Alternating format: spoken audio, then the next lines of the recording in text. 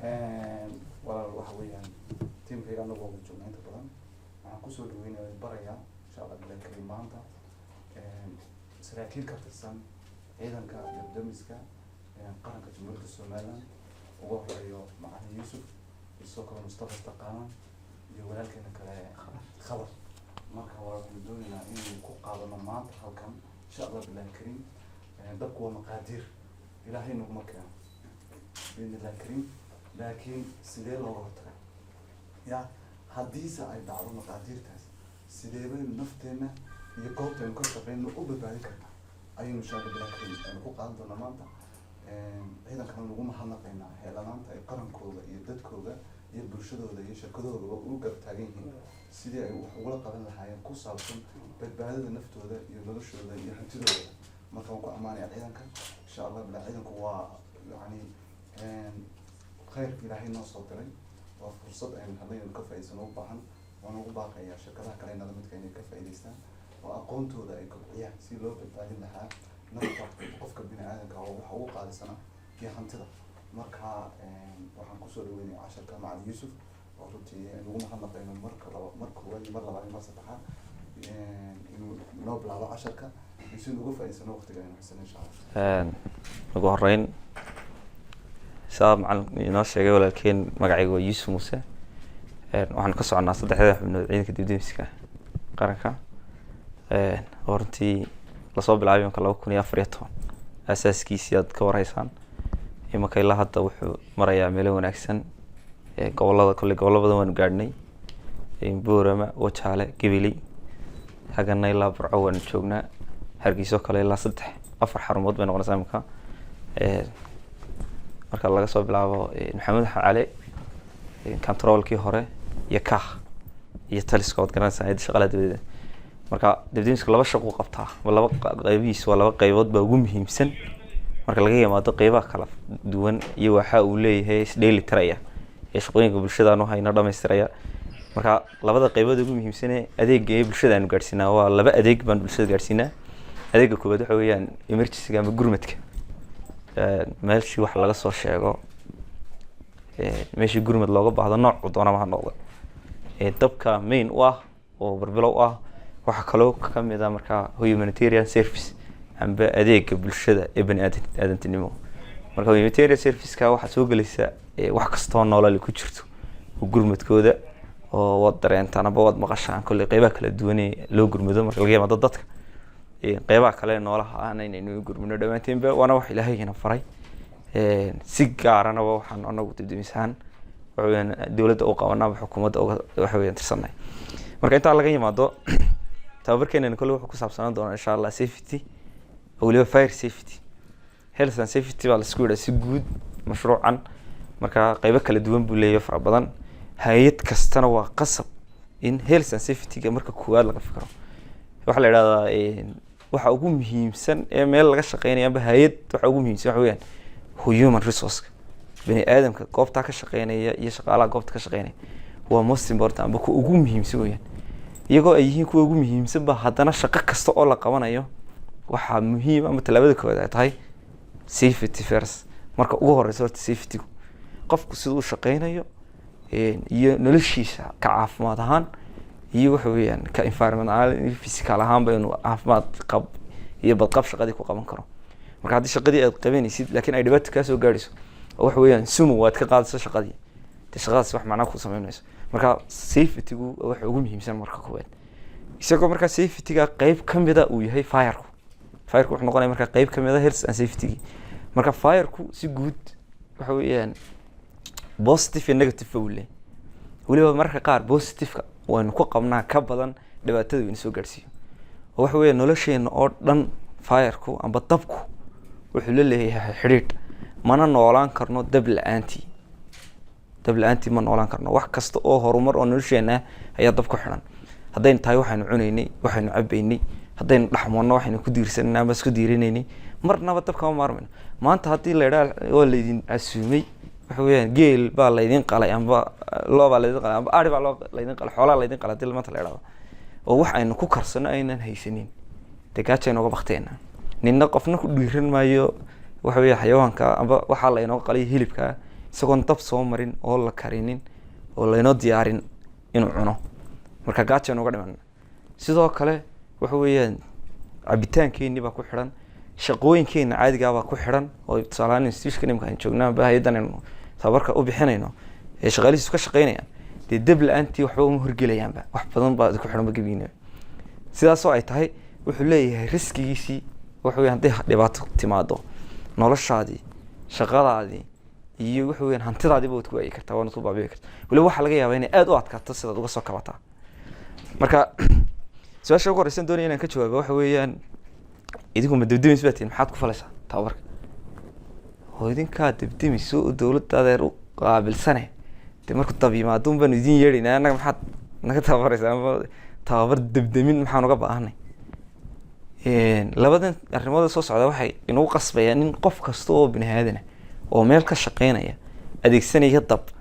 in uu waxa weeyaan lahaado. ta koowaad waxa weeyaan statisticska ka debdemis ahaan na soo gaadhay horta marka koowaad ajeednaheenu saas u noqon doonaa insha allah. waxaynu eegi doonaa hordhac markay ka dhammaano dabku waa maxay baynu isla eegi doonaa, waxaynu faahfaahin doonaa wuxuu dabku yahay. haddana mar labaad waxaynu isla eegi doonaa noocyada dabku uu qaybsamo, imse noocoo daba baa jira horta aynu xayndaabka helo scoopka markaad shayga heshid ayaad ogaan kartaa sidaad ula dagaalamaysid. marka haddii wixii wax furan yahay oo aanad garanayn taraba de waxay adkaanaysaa in qaabka aynu la dagaalameynay iyo cilmiga aan u yeelanaynay inuu koobnaado. marka waynu koobaynaa dab oo dhan intuu qaybadu ka kooban yahay baynu isla garanaynaa. mar afraad waxaynu isla eegi doonaa sidee baynu u baktiynaa dabka. markaynu garanay in dabku intaasoo qaybood yahay qaabkee baynu dabka baktiynaa baynu isla eeginaa. ka shanaad waxa weeyaan sidaynu isticmaali karnaa haamahan yaryar oo ka mida nooc loo baktiyo dabka. marka maadaama hay-adeennana lagu xidhayo gooba waxa weeyaan muhiimkaana aynu dhiganayno sidee loo isticmaalo baynu isla eegi doonaa. qodobka u dambeeyana waxa weeyaan haddii dab dhaco maxaynu sameynaynaa. ka lixaad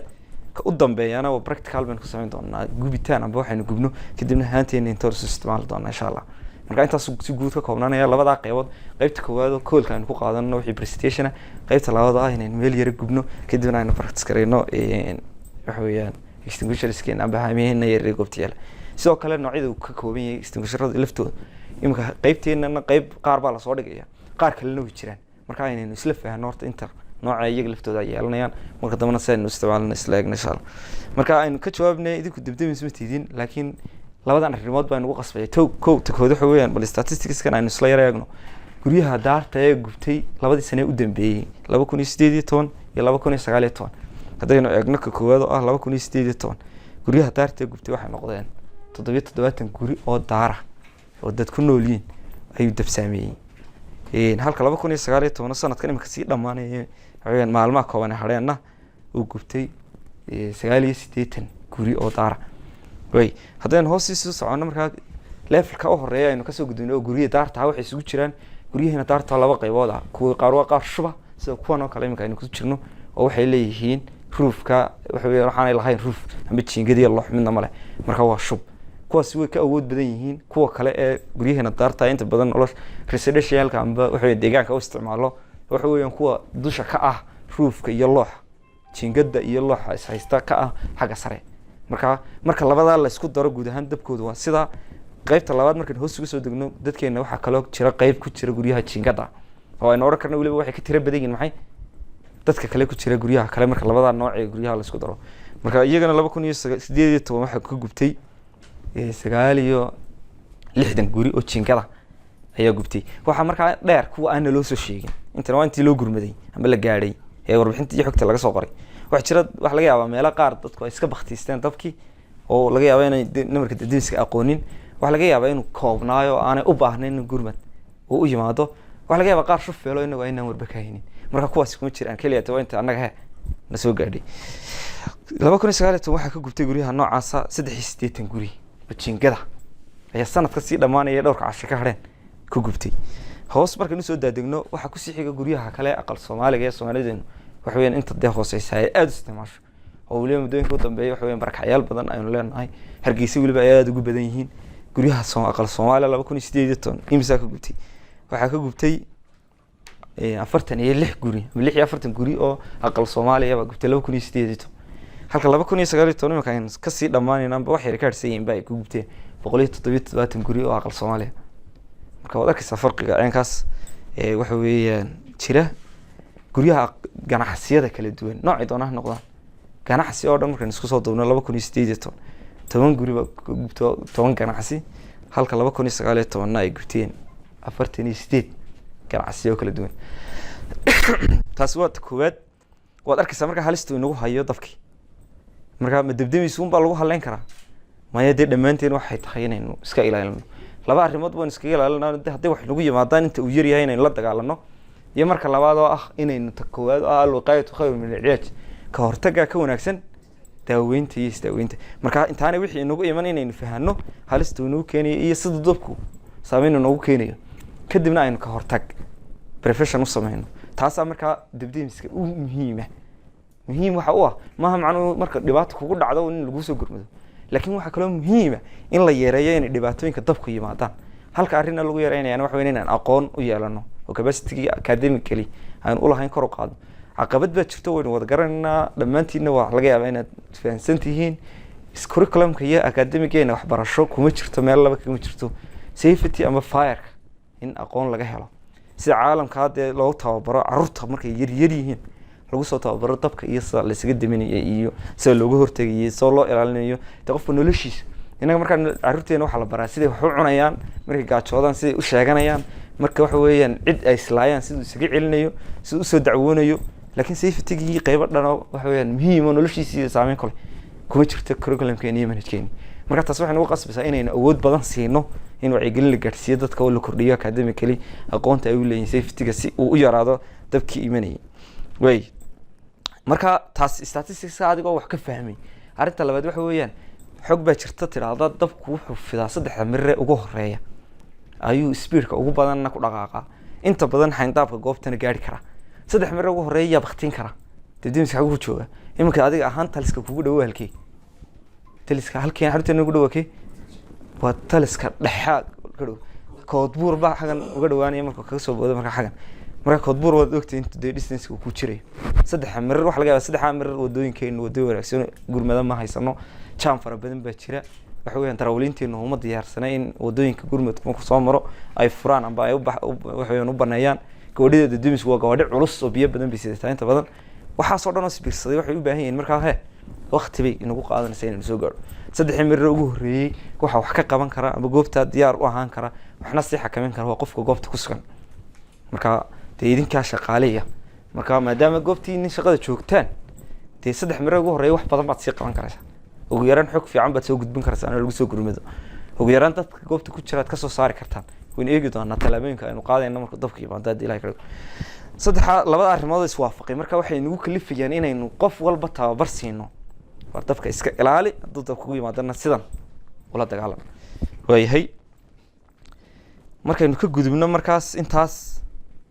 2018 guud ahaan dabka dhacay waa dab maaha gurmadkii kale salaan gaari meel galay waxa weeyaan gaari daad la tagay حيوان وحويان بالعاد كل عيال لقى صاري أو أي اللهم صل على بالصد وحيابا قول متكيك على أو لأنه كم ترى طبعا كعيال بكون يستيد توحي نقضي نفر بقولي الله بيلا هتن أنتوا بدي بنقشن تبدي مسك هالك الله بكون يسقالي تونا النقضي وحويان شام بقول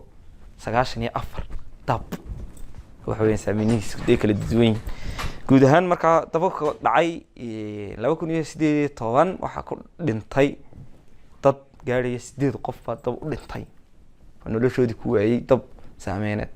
halka 2019 markii si dhamaanay aynu 5 qof noloshoodii ku waayeen dab ku jiraan marka guriyii soo dumay waxa weeyaan gidaaradii dhacay roobku saameyntii ay ku yeeshaan dadka waxa kama hadleen waa dabkii oo kaliya marka 8 qof ay naga dhintay 2019 si dhamaanay halka waxa weeyaan dadka ku dhaawacmay ay gaarayaan 2019 qof afar qof oo dhintay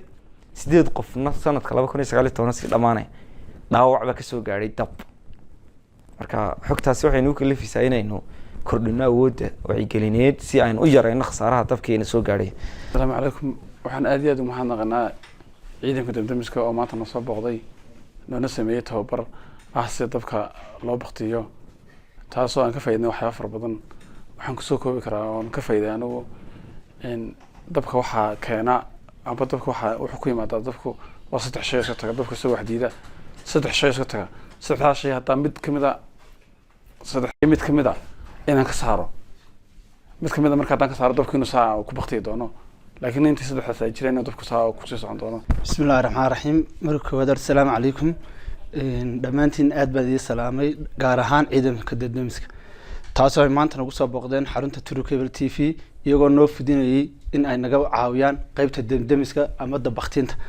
horta maanta waxaanu ka faa'iidnay waxyaabahan hore oo aqoonin aad baan ugu mahad celinaa engineer Yusuf oo macallinkii isagana nabaray aad buu soo mahadsan yahay. waxyaabahaanu dabka ka baranay waxa kamid ah dee wali maanu kala garanaynin inuu jiro 5 dab ama in dee dabka waxyaabaha qaar lagu baktiyo maanu kala garanaynin.